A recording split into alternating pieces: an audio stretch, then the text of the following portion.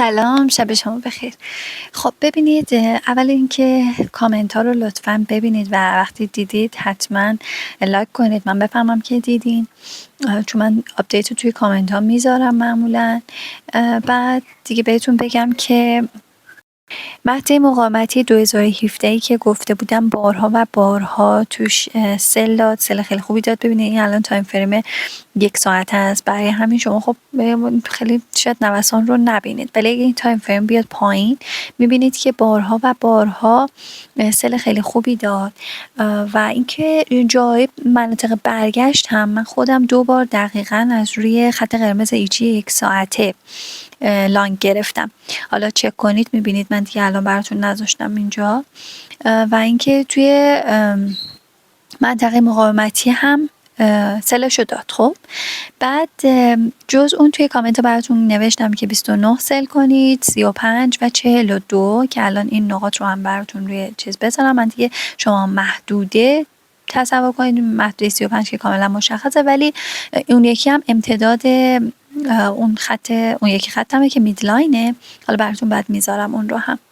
و همین مهدی که الان توش هستیم 26 تا 29 هم مهدی مقاومتیه و هنوز نشکسته. ببینید میدلاین کانالمون هم نشکسته، چون باید کندلای خوبی اون بالا باشه، کندلای تایید 1 ساعته خوبی اون بالا باشه. هنوز اون کندلای تایید 1 ساعته رو نداریم.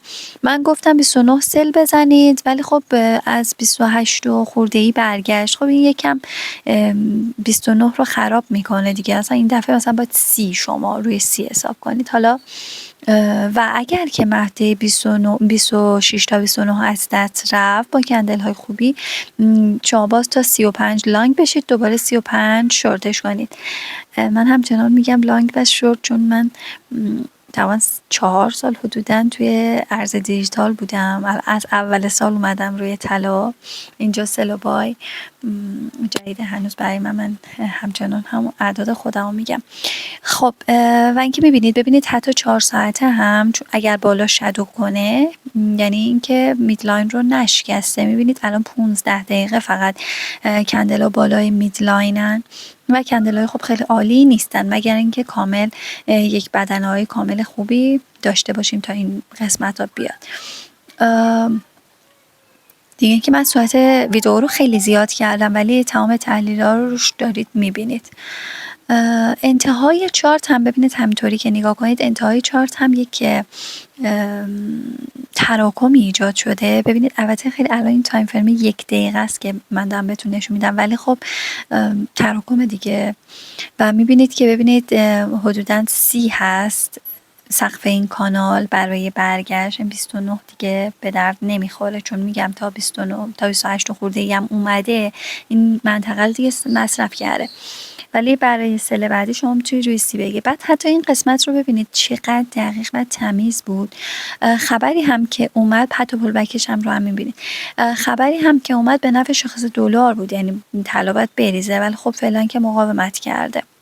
و اینکه فکر کنم توی کامنت ها بهتون گفتم که داره تراکم ایجاد میکنه این انتها و از بالا میشکنه. نظر من اینه که از بالا میشکنه و همونطور که میبینید به مهد 2008 نرسید و فکر میکنم 2012 حدوداً، آره 2012 من خودم گرفتم، 2012 تا 2012 اومد و برگشت و اصلا به مهد 2008 هفتی که انتظار داشتیم نرسید و لانگ خوبی هم داد، لانگ خیلی خیلی خوبی داد.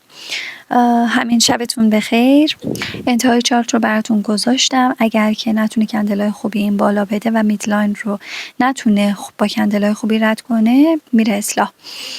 خسته نباشید و امیدوارم معاملات خوبی در پیش داشته باشید.